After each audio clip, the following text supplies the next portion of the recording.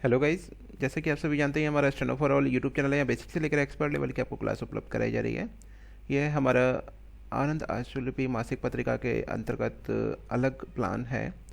हमारी वेबसाइट पर आप सभी किताबों को मूल्यांकन करने की सुविधा प्राप्त कर सकते हैं।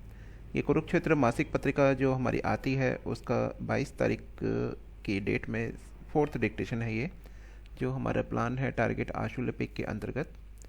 चलिए शुरू करते हैं। रेडी?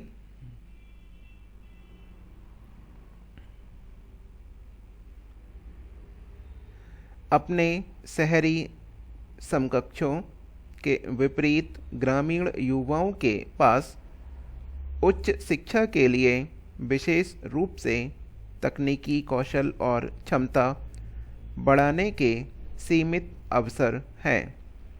ग्रामीण युवा मुख्य रूप से व्यावसायिक शिक्षा और तकनीकी कौशल प्राप्त करने के लिए शहरों की ओर रुख करते हैं, जिससे उन्हें शहर में सुरक्षित और सफ़ेद पोश नौकरी हासिल हो सके।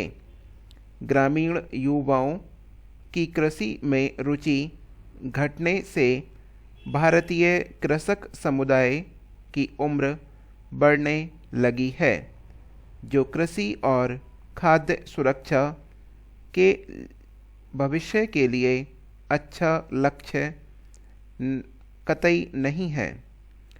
एक ओर जहां भारतीय जनसंख्या की औसत आय केवल 29 वर्ष है, किसानों की औसत आय 55 वर्ष है। यदि यह रुख जारी रहा तो बहुत जल्द राष्ट्र और खाद्य आपूर्ति के लिए पर्याप्त संख्या में सक्षम किसान नहीं होंगे, जिससे खाद्य सुरक्षा स्थिति के आपातपूर्ण स्तर पर पहुंचने की संभावना हो सकती है। इस परिप्रेक्ष्य में कृषि और संवर्धन गतिविधियों के लिए ग्रामीण युवाओं की प्रतिभा और ऊर्जा का विकास और दोहन अधिक महत्वपूर्ण हो सकता है। वर्ष 2006 में प्रसिद्ध कृषि वैज्ञानिक और दूरदर्शी डॉक्टर M.S. स्वामीनाथन ने सबसे पहले कृषि विकास में ग्रामीण युवाओं की भागीदारी का मुद्दा उठाया। बाद में इस विषय को किसानों के लिए राष्ट्रीय नीति में शामिल किया गया था, जिसे 2007 में संसद ने अपने लक्ष्यों में से एक के रूप में अपनाया। तब से भारत सरकार कृषि क्षेत्र में ग्रामीण युवाओं की भागीदारी बढ़ाने के लिए योजनाबद्ध और व्यवस्थित कार्यक्रम तैयार कर रही है। अधिकांश कार्यक्रम ग्रामीण युवाओं को एक विश्वसनीय आजीविका के रूप में कृषि और संबद्ध क्षेत्र में स्वरोजगार अपनाने के लिए प्रशिक्षित करने, सशक्त बनाने, उन्मुख करने और प्रोत्साहित करने के लिए बनाए गए हैं। अवसर और प्रस्ताव।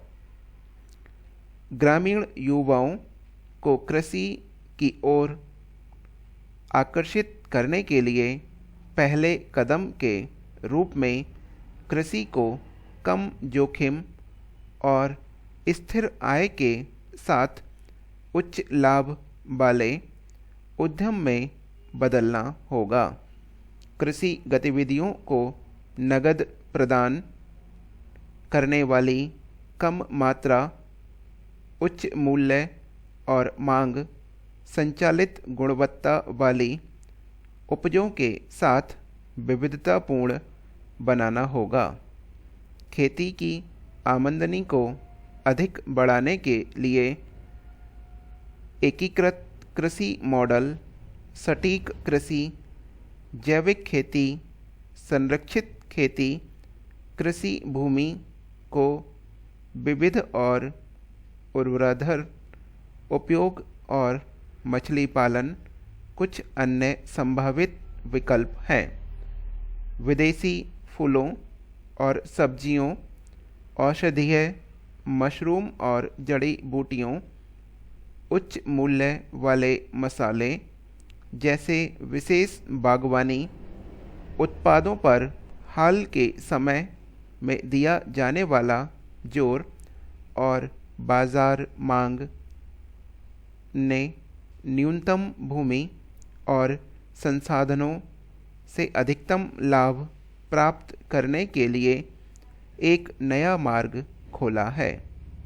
पशुपालन क्षेत्र में डेयरी मुख्य रूप से हाल ही में बाजार पर कब्जा करने वाले नए उत्पादों की एक विस्तृत श्रृंखला के कारण सबसे आकर्षक व्यवसाय के रूप में उभरा है। इनमें खुशबूदार दूध और मट्ठा शामिल है। उपभोक्ता अपने विशेष स्वास्थ्य लाभों के कारण ऊँटनी के दूध, बकरी के दूध और गधी के दूध की ओर बढ़ते जा रहे हैं। इस मौके को युवाओं द्वारा व्यावसायिक अवसरों के लिए खोजा जाना चाहिए।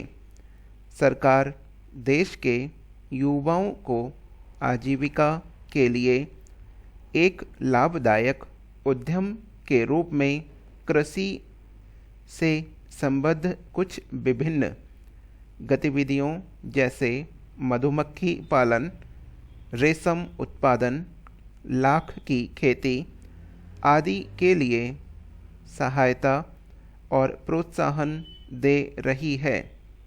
मूल्य संवर्धन और प्राथमिक खाद्य प्रसंस्करण, ग्रेडेड पूरी पैकिंग या रेडी टू कुक, सामान्य या फ्रीज ड्राइड कट्स आसानी से अपनाए जाने वाले उद्यम हैं।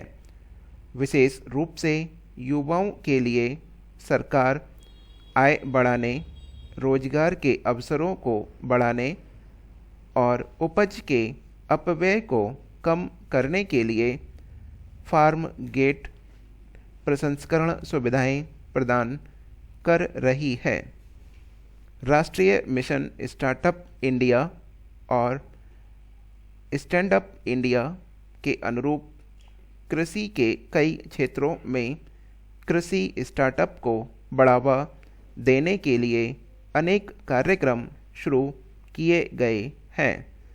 सहायता और प्रोत्साहन मिलने पर नए विचारों और नवाचारों वाले युवाओं के पास प्रौद्योगिकी आधारित व्यवसाय मॉडल आरंभ करने की क्षमता है, जो कृषि को उच्च तकनीकी गतिविधि में बदल सकती है।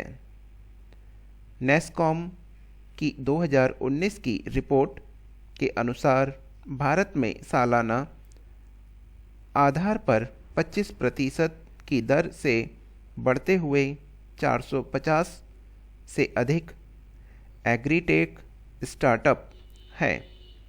इस क्षेत्र को वित्त वर्ष 2019 तक 29.8 करोड़ अमेरिकी डॉलर से अधिक की धनराशि प्राप्त हुई है, जो पिछले वर्ष की तुलना में 300% है। यह एग्रीटेक स्टार्टअप की वृद्धि क्षमता को इंगित करता है, जिसका लाभ ग्रामीण युवा सम्मानजनक आजीविका अर्जित करने के साधन के रूप में अपनाकर हासिल कर सकते हैं। स्मार्ट तकनीकों के अग्रणी क्षेत्र जैसे कि artificial intelligence, remote sensing, data analysing, विभिन्न internet of things device ICT app, farming automation और ड्रोन टेक्नोलॉजी आदि पर्याप्त विकल्प प्रदान करते हैं, जिसमें से किसी को व्यक्तिगत कौशल और संसाधनों के आधार पर चुना जा सकता है। कोविड-19 महामारी के कारण देशव्यापी तालाबंदी के दौरान एग्रीटेक स्टार्टअप्स ने कदम बढ़ाया और किसानों को डिजिटल फार्मों पर खरीदों से जोड़ा। कुछ स्टार्टअप्स ने किसानों की उपज को सीधे उपभोक्ताओं को बेचने उनकी सहायता की। कोविड-19 उपरांत काल में कृषि विकास को गति प्रदान कर ग्रामीण अर्थव्यवस्था को मजबूत बनाने में कृषि स्टार्टअप की एक अहम भूमिका निभाने की संभावना है। यह हमारी डिक्टेशन समाप्त हो चुकी है।